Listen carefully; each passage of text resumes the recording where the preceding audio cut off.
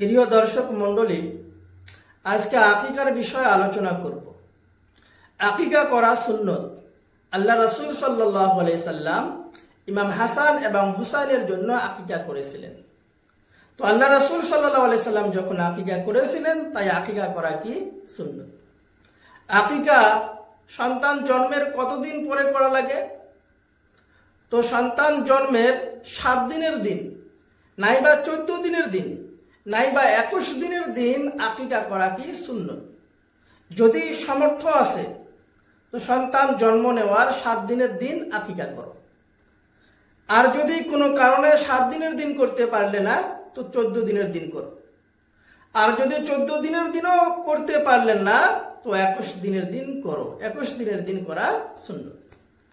21 দিনের পরে আর সুন্নত না থাকে, তখন জায়েজ হয়ে যায়। 21 দিনের পরে যদি করতে চান করতে পারবেন আকিকা, আর যে কোনো দিন করতে পারবেন, এখন আর কোনো হিসাব নাই। তো আকিকা করা সুন্নত কোন দিন? সন্তান জন্ম নেওয়ার 7 দিনের দিন, বা 14 দিনের দিন, বা 21 দিনের দিন। আকিকার মধ্যে কয়টি জানোয়ার বা কি জানোয়ার জবাই করবেন? তো যদি পুরুষ সন্তান হয়ে থাকে, তো পুরুষ সন্তানের তরফ থেকে 2টি ছাগল বা 2টি ভেড়া বা 2টি দুম্বা জবাই করা সুন্নত। আর যদি মহিলা হয় তো 1টি জবাই করতে পারেন, 1টি জবাই করাই সুন্নত। আকিকার মধ্যে ওই সমস্ত জানোয়ার জবাই করতে পারবেন যে সমস্ত জানোয়ার কুরবানির মধ্যে জবাই করা জায়েজ আছে। যে সমস্ত জানোয়ার কুরবানির মধ্যে জবাই করা জায়েজ নাই, সেই সমস্ত জানোয়ার আকিকার মধ্যেও জবাই করা জায়েজ নাই। আকিকার মাংস কে খাইতে পারবে? সবাই খাইতে পারবে। যার নামে আকিকা করছেন সেও খাইতে পারবে। যার নামে আকিকা করছেন তার মা, তার বাপ, তার ভাই, তার বোন সবাই খাইতে পারবে, কোনো অসুবিধা নেই।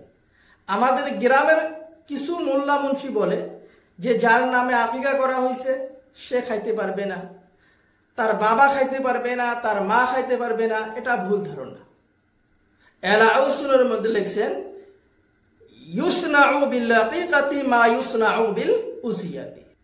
যেভাবে কুরবানির মাংস সবাই খাইতে পারে, যার নামে কুরবানি দেওয়া হয়েছে সেও খাইতে পারে, তার মা বাপ সবাই খাইতে পারে, ঠিক এইভাবে যার নামে আকিকা দেওয়া হয়েছে, যদি সে খাওয়ার মতন শক্তি আছে খাইতে পারবে, তার মাও খাইতে পারবে, তার বাবাও খাইতে পারবে, কোনো অসুবিধা নাই। যেভাবে কুরবানির মাংস 3 ভাগ করা মুস্তাহাব, ঠিক এইভাবে আকিকার মাংস 3 ভাগ করা মুস্তাহাব। 1 ভাগ নিজের বাড়ির জন্য রাখবেন, আর 1 ভাগ আত্মীয় স্বজন পাড়াপড়শির জন্য রাখবেন, আর 1 ভাগ গরিব মিসকিনের জন্য রাখবেন। আমাদের অঞ্চলের মধ্যে দেখা যায় কিছু জায়গার মধ্যে যখন আকিকা করে বহুত বড় পার্টি করে, গ্রামের সকল মানুষকে দাওয়াত দেয়, আর সকল মানুষ সবাই কিছু না কিছু দান নিয়ে আসে, হাদিয়া নিয়ে আসে। কেউ চেইন নেয়, কেউ ঘড়ি নেয়, বিভিন্ন জন বিভিন্ন বস্তু নিয়ে আসে।